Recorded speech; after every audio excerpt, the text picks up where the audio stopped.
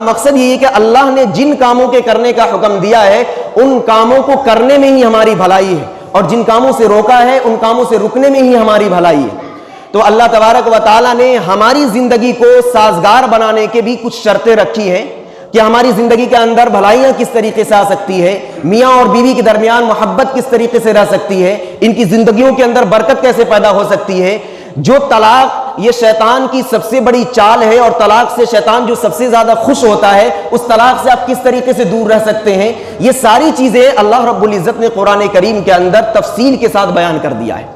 میں مختصر ایک طرف سے لے رہا ہوں، ایک چیز بچ گئی تھی، اس چیز کو بھی میں بیان کروں گا کہ آپ اپنی بیوی کی اصلاح کس طریقے سے کر سکتے ہیں۔ قرآن کریم کے اندر سب سے پہلی اصلاح کی جو صورت اور سب سے پہلا طریقہ جو بیان کیا گیا، واللاتی تخافون نشوزہن فعیذوہن وہجروہن۔ فعیذوہن، پہلی شرط یہ رکھی گئی کہ اگر آپ کی بیوی بدخواہ ہو جائے، بدچلن ہو جائے، آپ کی نافرمانی کرے، آپ کی بات نہ مانے، تو اس صورت میں حکم یہ ہے کہ آپ اس کی اصلاح کی باتیں کریں، اس کو سمجھائیں، اس کو نصیحت کریں۔ یہ پہلی شرط بتائی گئی قرآن کریم کے اندر، عورت کی اصلاح کا طریقہ بتایا گیا کہ اگر وہ بدچلن ہو جائے تو آپ اس کو بٹھائیں، اور بٹھا کر اس کو سمجھائیں، نصیحت کریں، اللہ اور رسول اللہ صلی اللہ علیہ وسلم کی باتیں کریں۔ اس کے بعد اگر وہ نہ مانے تو پھر قرآن کریم یہ بیان کرتا ہے واللاتی تخافون نشوزہن فعیذوہن وہجروہن فی المضاجع۔ دوسرا طریقہ اصلاح کا یہ بیان کیا گیا ہے کہ اگر سمجھانے کے بعد بھی آپ کی بیوی نہیں مان رہی ہے، آپ کی بیگم آپ کی بات سننے کے لیے تیار نہیں ہے، تو جس وجہ سے آپ دونوں کے درمیان محبت پیدا ہوئی ہے اس وجہ کو ہی آپ ختم کر دیں اور اپنے بستر کو الگ کر دیں، آپ دوسری جگہ سوئیں۔ ایک رات اگر ایسا کریں گے تو ہو سکتا ہے اگر اس کے دل میں آپ کی محبت ہوگی تو پوری رات وہ سوئے گی نہیں، یہی سوچے گی کہ آخر میرے شوہر کو کس بات سے تکلیف ہے۔ اگر اس کے دل میں محبت ہوگی تو وہ یہی سوچے گی کہ میں اس بدخائی باتوں اور عقیدوں کو اور جو عادتیں ان عادتوں کو چھوڑ دوں تاکہ میرا شوہر ہمیشہ کی طرح میرے پاس سوئے۔ تو یہ دوسرا طریقہ بیان کیا گیا اپنی بیوی کی اصلاح کا کہ آپ اپنے بستر کو الگ کر دیں۔ ایک دن، دو دن، کچھ دنوں کے بعد اگر واقعتاً اس کے دل میں ڈر اور خوف ہوگا اور آپ سے اس کو محبت ہوگی تو وہ چاہے گی نہیں کہ آپ اس سے جدا سوئیں، آپ اس سے الگ سوئیں۔ یہ اس صورت میں ہے جب آپ کے دل میں اس کی محبت اور اس کے دل میں آپ کی محبت ہو۔ اگر اس کے برخلاف ہو تو پھر وہی معاملہ ہوگا کہ آپ چاہے 2 دن سو لیں یا 2 سال سو لیں، اس کو کوئی فرق نہیں پڑنے کا۔ لیکن اگر فرق اس سے بھی نہ پڑے تو تیسری صورت بیان کی گئی ہے کہ تیسرے طریقے کو اختیار کر کے آپ اپنی بیوی کی اصلاح کر سکتے ہیں۔ وَضْرِبُوهُنَّ، کہ آپ اپنی بیوی کو مار سکتے ہیں، مار کے ذریعے سے، یعنی روب اور دبدبے کے ذریعے سے اس کو سمجھا سکتے ہیں، بتا سکتے ہیں۔ لیکن مارنے کا مطلب یہ نہیں کہ آپ غصے میں آئیں اور غصے کی وجہ سے اس کو خوب دھو دیں، اس کو پیٹ دے، جھاڑو ملی جھاڑو سے مار دیے، آپ جو بھی چھڑی ملی اس سے مار دیے، اس کا مطلب نہیں۔ جیسا کہ پہلے جمعے کے اندر میں نے بیان کیا کہ امام شافعی علیہ رحمہ نے اس آیت کریمہ کی تشریح میں لکھا ہے کہ اسی عورت یعنی اسی بیوی کے دوپٹے کو لے اور اس دوپٹے کو موڑ کر اسی دوپٹے سے آپ اس کو مارے اور غصے کی حالت میں مارے، تاکہ آپ کی بیوی کو ایسا محسوس ہو کہ اگر میرے شوہر کے ہاتھ میں دوپٹہ نہ ہوتا، دوپٹے کی جگہ پر کوئی اور چیز ہوتی تو میری حالت خراب ہو جاتی۔ مارنا اصل مقصود نہیں ہے، اصل مقصود اصلاح ہے۔ تو آپ اپنی بیوی کی اصلاح کے لیے آپ روب و دبدبے کی صورت اختیار کر سکتے ہیں اور مارنے کی شکل کو اختیار کر سکتے ہیں، ایسی چیز سے مار سکتے ہیں جس سے چوٹ کم لگے اور اس کی اصلاح زیادہ ہو۔ اگر آپ اپنے غصے کو نکالنے کے لیے آپ اس کو مار رہے ہیں تو پھر اسلام اس کی اجازت نہیں دیتا۔ اور اگر کبھی کبھار آپ اپنی بیوی کو مار دے رہے ہیں تو آپ کی بیوی جو ہے آپ کی کبھی بھی خیر خواہ نہیں ہو سکتی ہے، آپ اس کے گھر والے بھی خیر خواہ نہیں ہو سکتے ہیں۔ جیسا کہ عورتوں کی جو تخلیق ہوئی ہے، کس طریقے سے وہ پیدا ہوئی، اس کے اوپر بھی بیان ہو چکا ہے کہ ان کی فطرت کے اندر ہی ٹیڑھا پن ہے۔ اگر ٹیڑھے پن کو آپ ختم کرنے پر آئیں تو آپ ختم نہیں کر سکتے ہیں۔ تو اس کی اصلاح کی صورت یہی ہے کہ آپ خود کچھ اپنے اندر صبر کا مادہ پیدا کریں اور اصلاح کی جو یہ شکلیں بیان کی گئی ہیں ان شکلوں کو اختیار کریں۔ اگر غصے کی حالت میں آپ اس کو مارتے ہیں تو پھر عند اللہ آپ کی گرفت اور آپ کی پکڑ ہو سکتی ہے۔ غزوہ احد کے اندر حضرت علی رضی اللہ تعالی عنہ کا ایک واقعہ بیان کیا جاتا ہے۔ ابو جہل کے سینے پر حضرت علی رضی اللہ تعالی عنہ چڑھ گئے تھے اور غالب آ چکے تھے، باوجود اس کے کہ جب ابو جہل نے حضرت علی رضی اللہ تعالی عنہ کے چہرے پر تھوک دیا تو فوراً اس کے سینے سے اٹھ کر کھڑے ہو جاتے ہیں۔ ابو جہل کہتا ہے کہ علی تمہیں کیا ہو گیا، تو مجھ پر غالب آ چکا تھا، تو میری سینے پہ سوار تھا، تو چاہتا تھا میری گردن کو ختم کر سکتا تھا، جان میری لے سکتا تھا، لیکن آخر تو نے ایسا کیوں کیا کہ میرے سینے سے اٹھ کر تو باہر کھڑا ہو گیا، الگ کھڑا ہو گیا؟ تو حضرت علی رضی اللہ تعالیٰ عنہ نے کہا کہ کل تک میرے اور تمہارے درمیان جو لڑائی ہو رہی تھی، جو جنگ ہو رہی تھی، وہ محض بغض، حسد یا عناد کی وجہ سے یا غصے کی وجہ سے لڑائی نہیں تھی، بلکہ اللہ کی وجہ سے یہ لڑائی تھی. یعنی تمہاری دشمنی اللہ سے تھی، اس لیے میں لڑ رہا تھا. جب تم نے میرے چہرے پر تھوکا تو تھوکنے کی وجہ سے یقیناً مجھے تکلیف ہوئی، اور اسی تکلیف کی وجہ سے اور غصے کے عالم میں اگر میں تمہیں مار دیتا اور قتل کر دیتا تو کہیں ہو سکتا ہے کہ اللہ رب العزت مجھ سے سوال کرنے لگتے، پوچھنے لگتے کہ تو نے ابو جہل کو غصے کے عالم میں کیوں مارا، اپنے غصے کو بجھانے کے لیے کیوں مارا، جبکہ چاہتے تو وہ مار سکتے تھے. لیکن جب ان پر ان کا غصہ غالب آ گیا تو ابو جہل جو کافر تھا، جن کو مارنے کے لیے وہ آئے تھے، ان کو مارنے سے چھوڑ دیے. تو بتانے کا مقصود یہی ہے کہ اگر غصہ آ جائے تو غصے کی حالت میں آپ اپنی بیوی پہ ہاتھ ہی نہ چھوڑائیں. اگر جب آپ کا دماغ ٹھنڈا ہو جائے، آپ خود کنٹرول میں آ جائے، تب کچھ اصلاح کی باتیں کریں. اصلاح کے لیے آپ کچھ بھی صورت اختیار کر سکتے ہیں، لیکن غصے میں آ کر یقیناً آپ اس کو ماریں گے تو آپ حد سے تجاوز کرنے والے ہو جائیں گے. جتنا مارنا چاہیے اتنا نہیں ماریں گے، بلکہ اس سے زیادہ آپ مار دیں گے. تو یہی ہوگا کہ آپ حد سے تجاوز کرنے والے ہو جائیں گے. تو ایسی صورت میں پھر آپ کی گرفت اور پکڑ ہو جائے گی. تو عورتوں کی اصلاح اور بیویوں کی اصلاح کی یہ تیسری صورت ہے کہ آپ مار کے ذریعے سے، تنبیہ کے ذریعے سے ان کی اصلاح کر سکتے ہیں. ان تین صورتوں کے بعد اگر اصلاح ہو جاتی ہے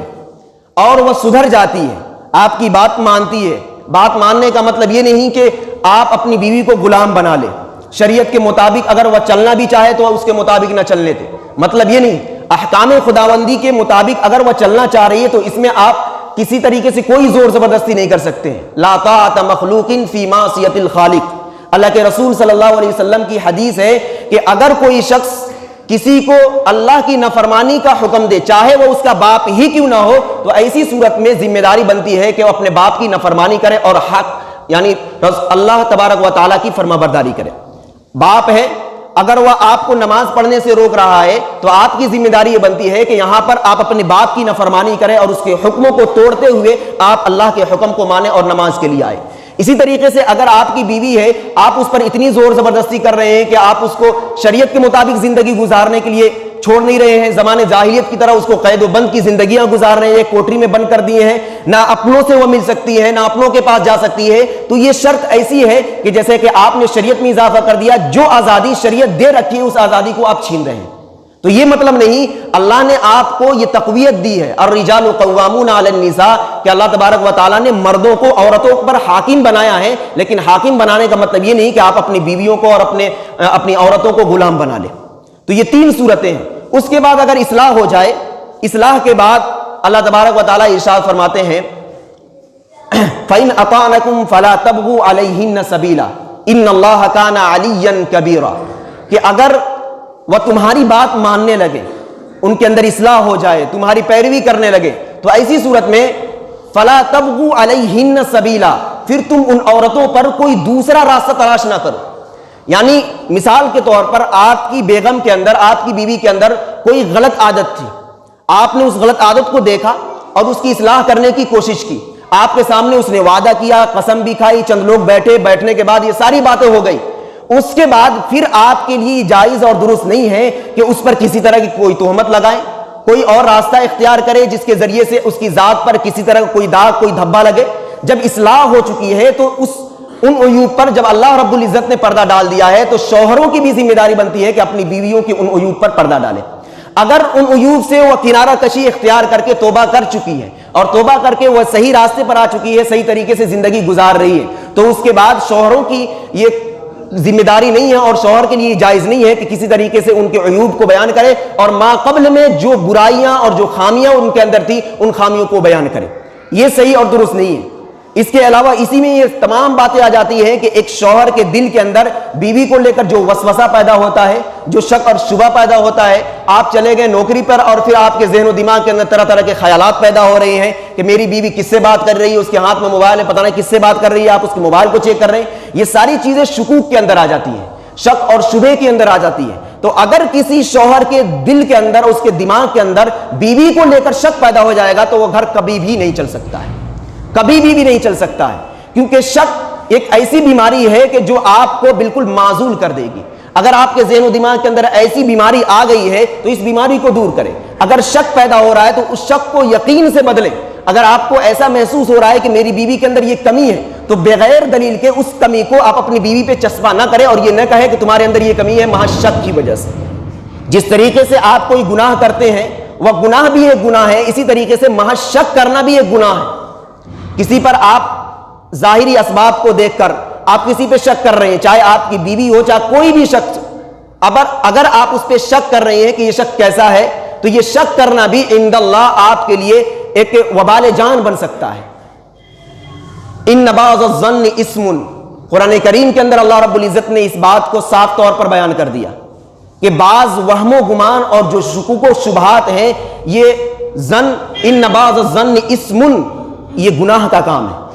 آپ کسی کے بارے میں غلط خیال کر رہے ہیں، چاہے آپ کو کیا پتا کہ اس کے اندر یہ خامیاں ہیں کہ نہیں ہیں، ان خامیوں کو آپ اپنے دل کے اندر جگہ دے رہے ہیں، تو ہو سکتا ہے کہ وہ شخص حق پر ہو اور آپ کی باتیں ناحق ہو، تو ایسی صورت میں آپ محض شک کی وجہ سے گنہگار ہو جائیں گے۔ تو بغیر دلیل کے آپ اپنی بیوی پر کسی طرح کوئی الزام نہ لگائیں۔ بیویوں کے ساتھ کس طریقے سے رہنا ہے، آپ صبر کے ساتھ رہیں۔ اگر اس کے باوجود آپ اگر شک کرنے پر آئیں تو ان کا مسکن تو گھر ہی ہے، اگر شک کرنے پہ آئیں تو آپ کی بیوی اس قدر شک کرے گی تو باہر جانے کے لیے بھی کہے گی کہ آپ باہر کیوں جا رہے ہیں، آپ کن کے پاس رہ رہے ہیں۔ تو اگر بیویاں بھی شک کرنے لگیں گی پھر معاملہ نہیں چلنے کا، آپ بھی شک کرنے لگیں وہ بھی شک کرنے لگیں، پھر معاملہ خراب ہو جائے گا۔ تو اسی کو بیان کیا فَإِنْ أَطَعْنَكُمْ فَلَا تَبْغُوا عَلَيْهِنَّ سَبِيلًا، کہ اگر وہ مطمئن ہو جاتی ہیں اور آپ کی اطاعت اور فرمانبرداری کرنے لگتی ہیں تو کوئی راستہ آپ تلاش نہ کریں، ماقبل کی جو خامیاں اور برائیاں ہیں ان برائیوں کو آپ ان پر پھر دوبارہ سے نہ رکھ کے بیان نہ کریں۔ یہ چار صورتیں اور یہ چار طریقے ہیں، جن چار طریقوں، تین طریقے اب تک بیان کیے ہیں، ایک اور طریقہ ہے فَإِنْ خِفْتُمْ شِقَاقَ بَيْنِهِمَا فَبَعَثُوا حَكَمًا مِّنْ أَهْلِهِ وَحَكَمًا مِّنْ أَهْلِهَا۔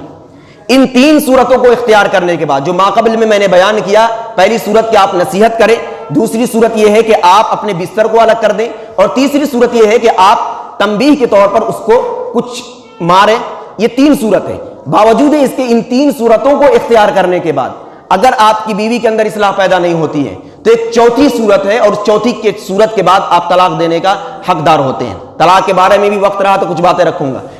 چوتھی صورت یہ ہے فَإِنْ خِفْتُمْ شِقَاقَ بَيْنِهِمَا فَبَعَثُوا حَكَمًا مِّنْ أَهْلِهِ وَحَكَمًا مِّنْ أَهْلِهَا۔ اگر تمہیں خوف اور ڈر ہے اس بات کا کہ ان آپ کی باتوں کو وہ نہیں مان رہی ہے، اللہ کی نافرمانیاں کر رہی ہیں، وہ بدخائی و بدچلن ہے، آپ کی باتیں نہیں مان رہی ہیں، سدھار پیدا نہیں ہو رہا ہے، تو اس صورت میں آپ اپنے طرف سے یعنی شوہر اپنے عیز و اقربا کی طرف سے ایک شخص کو حاکم کے طور پر لے آئے، اور عورت جو اس کی بیوی ہے وہ بیوی اپنے گھر والوں کی طرف سے کوئی ایک حاکم کو لے آئے۔ اس طریقے سے دونوں طرف سے دو لوگ حاکم کے طور پر آئیں گے اور وہ لوگ جو فیصلہ کریں گے اس فیصلے پر عمل کیا جائے گا۔ اور اس صورت میں بھی یہ دیکھنا ضروری ہے کہ حاکم کیسا ہو، ایسا نہیں کہ اس کے اندر فیصلہ کرنے کی ہی صلاحیت نہیں ہے۔ آپ ایسے شخص کو حاکم بنا رہے ہیں کہ جس کو اندر یہ شعور ہی نہیں ہے احکام شریعت کا، تو آپ حاکم بھی ایسے شخص کو بنائیں کہ جس کو احکام شریعت کا شعور ہو، سمجھ ہو، جانکاری ہو، جبھی تو وہ شریعت کے مطابق عمل کر سکتا ہے اور فیصلہ کر سکتا ہے۔ تو چوتھا طریقہ یہ ہے کہ جانبین سے ایک ایک حکم لایا جائے اور وہ حکم جو فیصلہ کر دے اس فیصلہ پر عمل کیا جائے۔ اگر اس فیصلے پر عمل کیا جائے گا تو پھر یہ ضروری ہے کہ ان دونوں کے درمیان اصلاح پیدا ہو جائے گی۔ اگر اللہ رب العزت نے اسی آیت کے ذیل میں یہ بیان کرتے ہیں کہ اگر ارادہ اصلاح ہے اور حکمین کا مقصد اصلاح ہے کہ اس غرض سے ہم دونوں طرف سے ایک ایک حکم کو لے آ رہے ہیں تاکہ میاں اور بیوی کے درمیان محبت پیدا ہو جائے، تو پھر اللہ رب العزت ان دونوں کے دلوں کو بدل دیں گے اور اصلاح پیدا ہو جائے گی۔ اگر نیت درست ہے، اگر نیت درست نہیں ہے تو پھر اللہ کی رحمت نہیں اترے گی اور اللہ کا فیصلہ نہیں اترے گا، پھر جانبین یعنی شوہر اور بیوی کے دل اور قلب بھی نہیں بدلیں گے، اسی طریقے سے نفرت کے اندر جس طریقے سے پہلے رہ رہے تھے اسی طریقے سے اب بھی رہیں گے۔ تو اگر مقصد درست اور نیت درست ہوگی تو پھر حاکمین کے فیصلے کے مطابق فیصلہ ہوگا اور اس پر اصلاح کی ایک گھڑی ہوگی اور اصلاح ہو جائے گی۔ اس طریقے سے یہ چار شکلیں اور یہ چار صورتیں جن صورتوں کو اختیار کر کے آپ اصلاح کر سکتے ہیں، لیکن اس کے باوجود اگر دونوں طرف سے حکم آئے، فیصلہ کر دیے، فیصلہ کرنے کے بعد بھی بگاڑ پیدا ہے، اس کے باوجود بھی آپ کی باتیں نہیں مان رہی ہیں، بدچلن ہے، تب آپ کو اسلام اس بات کی اجازت دیتا ہے کہ آپ اپنی بیوی کو چھوڑ دیں۔ پانچویں مرحلے میں اسلام آپ کو کہتا ہے کہ آپ اپنی بیوی کو چھوڑ دیں، لیکن سوچنا یہ ہے کہ ہم اپنی بیوی کو طلاق دیتے ہیں تو کب دیتے ہیں؟ اکثر واقعہ یہ پیش آتا ہے کہ شوہر نے غصے کی حالت میں طلاق دے دیا، شوہر نے نشے کی حالت میں طلاق دے دیا، یہی واقعات پیش آتے ہیں. نرم مزاجی کے ساتھ، سکون قلبی کے ساتھ کوئی بھی شوہر اپنی بیوی کو چھوڑنے کے لیے تیار نہیں ہے. اسی لیے طلاق کے تعلق سے بھی ایک مکمل تفصیل ہے کہ آپ اپنی بیوی کو طلاق دیں تو کس صورت میں دیں، کس طریقے سے دیں. طلاق دینے کا بھی ایک طریقہ ہے، طلاق کی دینے کا طریقہ ہے اور اس کی قسمیں بھی ہیں، اور احکام کے تعلق سے بھی، طلاق کے احکام کے تعلق سے بھی قسمیں ہیں. وقت بالکل ہو چکا ہے. انشاءاللہ العزیز اگر وقت رہا تو آنے والے جمعے کے اندر طلاق کے تعلق سے آپ اپنی بیوی کو اگر چھوڑنا چاہتے ہیں تو کس طریقے سے چھوڑ سکتے ہیں، اس کا صحیح طریقہ اور سنت طریقہ کیا ہے. اللہ تو یہ کرے کہ جب کسی کا رشتہ ہو جائے تو یہ نوبت ہی نہ آئے طلاق کی، کیونکہ طلاق کے بعد رسوائی کے سوا کچھ بھی نہیں. اگر کوئی شخص طلاق دے بھی دیتا ہے تو اس کے بعد رسوائی ہوتی ہے. Thanks for watching. Don't forget like, comment, share and subscribe to Al Haq Media.